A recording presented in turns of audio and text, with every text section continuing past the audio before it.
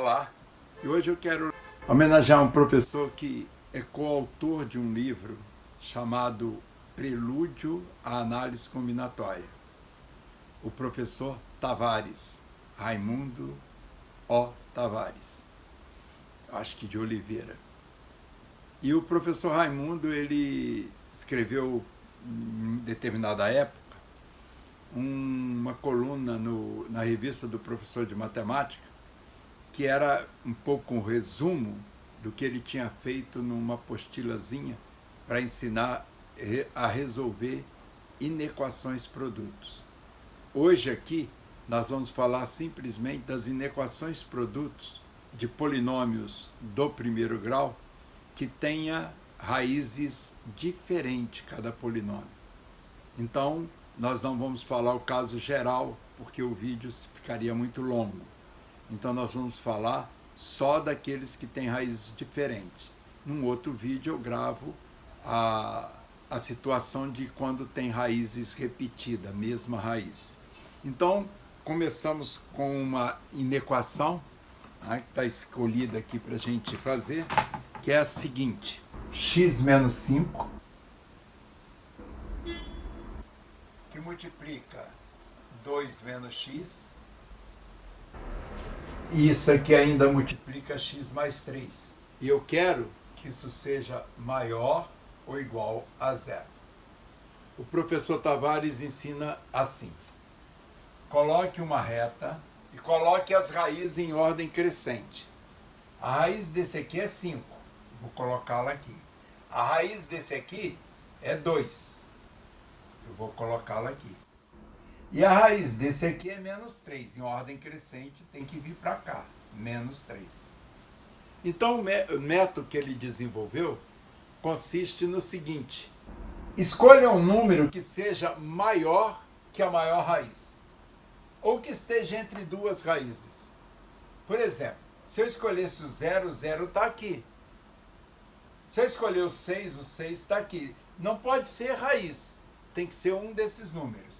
Então vamos, por exemplo, escolher o 6. 6 menos 5 dá 1. Né? Se x é igual a 6, isso aqui é maior que 0. 2 menos 6 dá menos 4. Isso aqui é menor que 0. Se eu coloco aqui o 6, dá 9. Isso aqui é maior que 0. Então, se isso aqui é maior que 0, porque aqui deu 9, aqui deu menos 4. Isso aqui é maior que 0 porque deu 9. Isso aqui deu menos 4, é menor que 0. E esse aqui que deu 1 é maior que 0.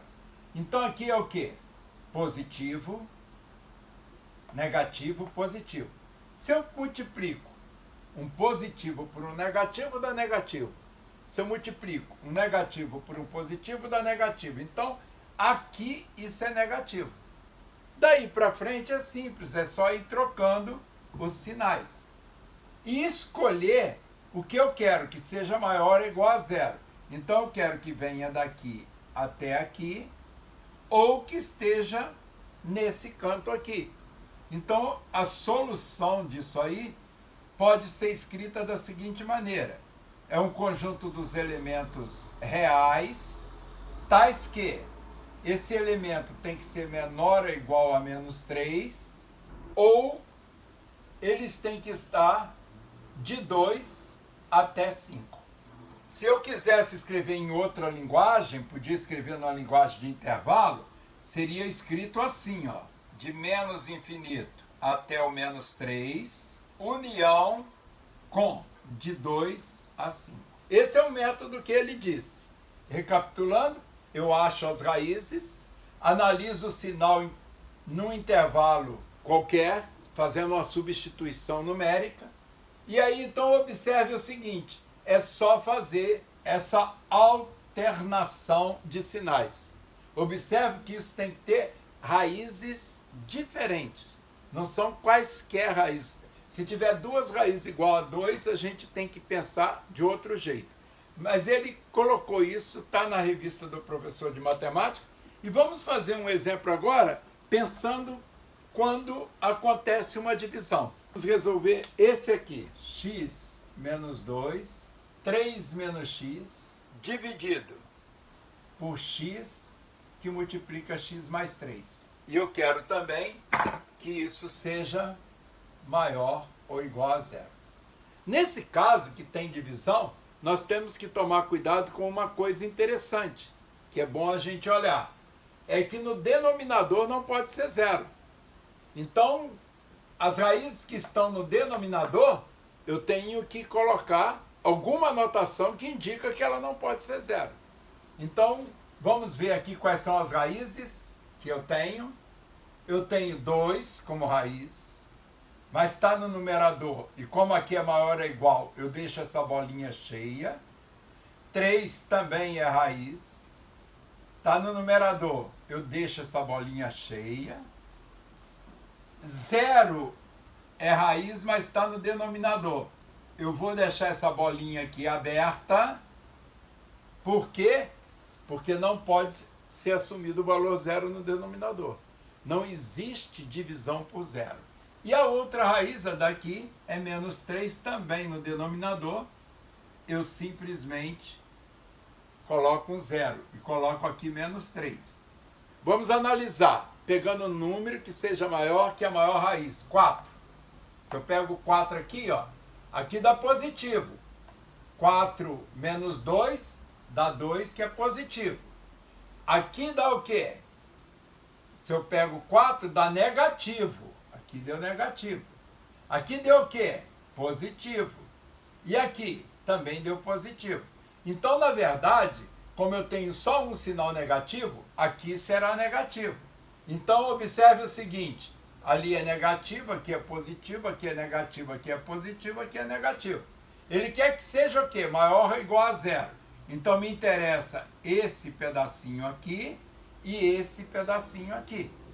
E a minha solução pode ser escrita de duas maneiras, usando uma notação por compreensão, conjunto do x pertencente a R, tá o quê?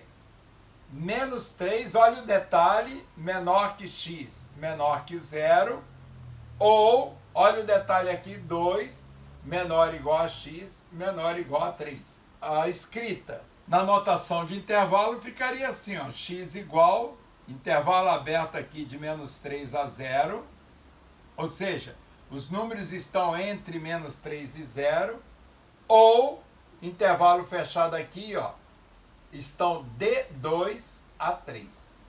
Bem, gente, isso é o que o professor Tavares publicou e que a gente está lembrando aqui. O professor Tavares era um daqueles dador de aula, né?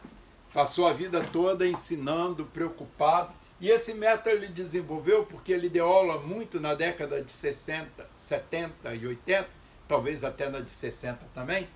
E naquela época, as provas de vestibular, eu penso que não deve ser diferente hoje com o Enem, caíam muitas questões desse tipo assim, e tinha uma característica bem interessante, ou que você precisasse disso, né? E tinha uma característica muito interessante, que tinha pouco espaço para resolver. Esse método é um método que gasta pouco espaço. Eu espero que vocês tenham gostado. Se assistiram o nosso vídeo até aqui, por favor, quando eu falo nosso, porque ele é nosso mesmo, meu e de vocês, por favor, não esqueçam de divulgar, não esqueçam de deixar o seu gostei. E até o próximo vídeo, se Deus quiser.